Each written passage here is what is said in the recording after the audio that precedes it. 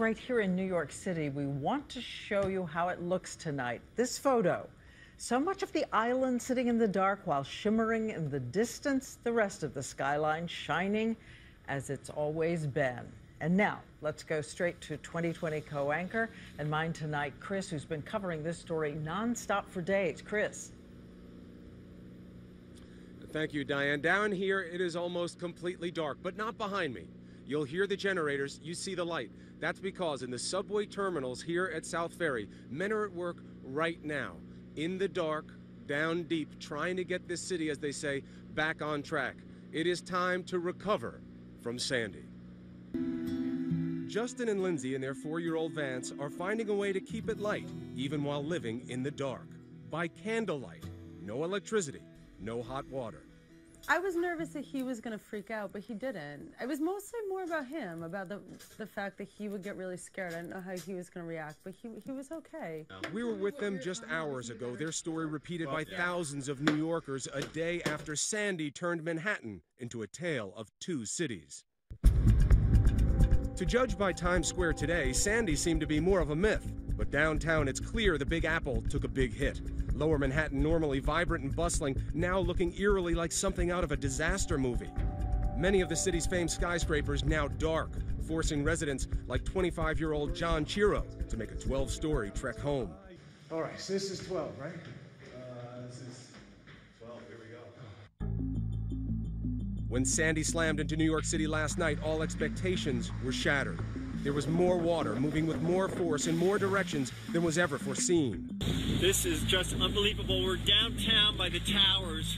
The incredible record-setting 14-foot storm surge hit like a liquid fist, punishing Battery Park City, southern Manhattan. Sandy seemed to use darkness as deception. Black roads became black rivers, trapping those left behind, including us. We have found ourselves stuck on an island within an island. We were forced to hunker down in vehicles overnight. And it's not just the water.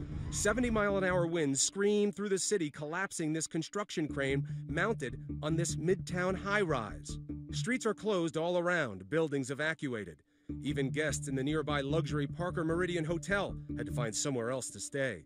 Downtown, the wind ripped the entire facade off this building, exposing the apartments inside like a dollhouse.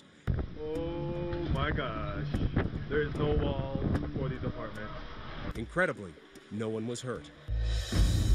An explosion at a utility company substation plunged much of lower Manhattan into darkness. Today, almost 750,000 residents, no power. The storm virtually crippled one of the wealthiest and most powerful cities in the world. For the first time since 9/11, bridges and tunnels leading in and out of the city closed. All of the New York City area airports are also out of commission. My colleague Juju Chang just did a flyover of LaGuardia Airport. It doesn't look like a landmass. It looks like a big river of water. Meanwhile, the water just kept coming, floating cars like boats and flooding the 9/11 memorial site. Last night, to use a word, it was frightening. And you were just wondering when it was going to stop. But the real job may lie below, as the surge of water has inundated the Brooklyn Battery Tunnel and the city's subway system. We went into the labyrinth of debris, water, and damage that are the city's subways, with MTA official Joe Leader. This wall here is from down here. That's how much the water pressure was. Oh, man, it's got to weigh 200 pounds. The subways are the vital arteries that keep Manhattan alive, and right now most of the downtown tracks and all of the tunnels leading off the island are flooded. These are the stairs going down into the subway, and this is a wall of water. Actually, this is about 3 levels. This is a complete disaster. You are calm. Why? You just roll with the punches. I mean, we know what we can do. We will get the city back as quickly as possible. Hollywood has always had a fascination with the effect of a mass calamity on New York City, from natural disasters to a man-made plague, or even an alien invasion.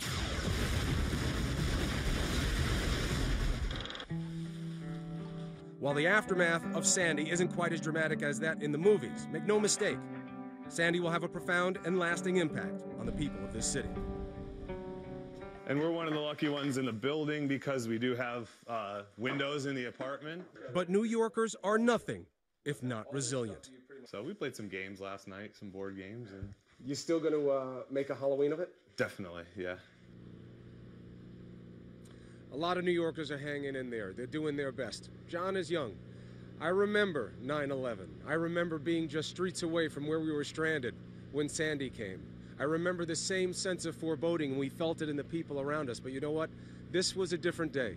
This morning, the water was gone. The things that we've lost, power, property damage, the lives we can never get back. But 9/11 gave us some perspective. Diane, we have definitely lived through worse. All right, Chris, and we will be back to you in just a moment. But as you well know, there are some towns in this storm vicinity that are really in a race against time, and it's happening right now. Rescuers still at work. So we want to take you to Seaside Heights, New Jersey. And ABC's Terry Moran made his way there, and he'll tell us what's going on right now. Terry. Diane, this is a nightmarish scene tonight as the dark and the cold come down on this classic Jersey Shore resort. In fact, a TV show has been filmed here. Now it lies stunned, eerily silent, overwhelmed by Sandy. We arrived just before dusk and canoed through the streets of this town. It was perfectly surreal, canoeing through block after block. But the real concern here, people. There are lots of people still here, stuck in Sandy. They decided to ride the storm out. People in wheelchairs we saw. We saw children here. And the evacuations have been going all day, but they are still stuck here, and they are scared because they smell gas in the air.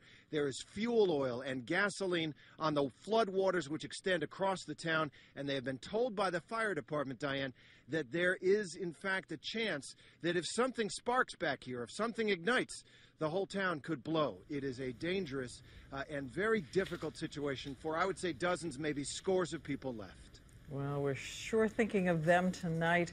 And Terry, I know you're going to be right there covering this for ABC News throughout the night. And right now I'm here with ABC senior weather editor Sam Champion, who's been out in the storm as well all through this. And you have said over and over again, Sam, I've never seen anything like this before. Yeah, I haven't, Diane. And I've covered storms for probably 30 years now, and we have never seen a hybrid storm make a turn onshore. And that is why Sandy's extremes are so shocking. Hurricane Sandy took America on a roller coaster ride last night, a frightening, twisted ride we will not soon forget. Turning the streets of New York into something more like the canals of Venice. We are standing at the rolling water laps over the edge here. There's already a little white cap there. And giving us images of the Jersey Shore that remind us of the tsunami in Japan. But what made this hurricane so powerful? It's been called the perfect storm, or superstorm. To make it required unique elements, a trifecta of destruction. It was a hurricane wrapped up in a giant nor'easter, pumped up by the jet stream. This is unprecedented in the history of New York City. It is once in our lifetime. A record low barometric pressure meant that somewhere this storm was going to open up and explode when it made landfall. And there's something called the inverse barometer effect where the sea surface actually bulges up under the center of the low pressure. And then add a sharp left turn that sent it veering directly toward the coast with giant swells of water. A 1,000-year event. And the size, so big in fact it was almost a third the size of the entire United States. And if all those things weren't enough, even the moon was on Sandy's side, with an astronomical high tide delivering higher water levels than normal. The tide itself was about 5 feet, and the surge on top of that was 9 feet. So the total elevation above normal low tide level is 14 feet. You can't see the edge of the fence, but I can't get there anyway. That means the water is about this high there. It's turning out to be the most disastrous aspect of this event, which is the high storm surge and the flooding that went with it. A storm so unique it lured storm chasers from as far away as Oklahoma, hoping to study its power. It was really crazy because during the whole event, those few hours when the storm was at its peak, it was like a roar of winds going through the top of the skyscrapers. And it was kind of scary, actually, because we kept having to look up and just make sure there wasn't any debris coming down at us. Dave Holder, a storm chaser from TV and Weather.com, had to see it and study it for himself. It was pretty chaotic there for for a little bit because when the winds really started howling, we had to make sure that we were in a safe spot. And even a man who spent his life inside tornadoes couldn't believe what he was seeing. We understand what Mother Nature can do.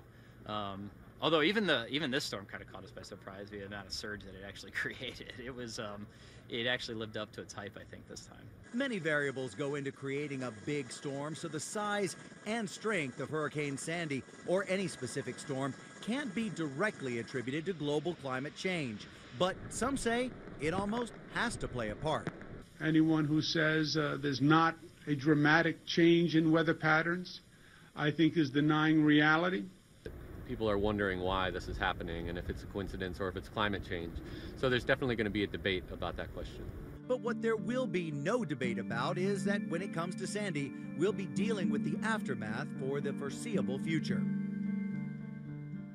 How a storm like this can change even the coastline always amazes me. Take a look at this picture. I think we're going to show you Atlantic City and just how the boardwalk there is gone and everything along that beach that is so familiar to people. But Diane, here's something else that's surprising. Normally when a storm goes by like this, it gives you clear skies to clean up after. This storm is going to be working through Pennsylvania, working through New York State, and finally by the end of the week, coming out in Canada and exiting probably in those Canadian Maritimes. But the entire time, the zone that was hit by Sandy will still be feeling those tropical storm force winds, even some rain, and now it's getting a kickback of snow. We've got feet of snow in the mountains. A hurricane blizzard of snow up in the mountains. Okay, Sam, thank you.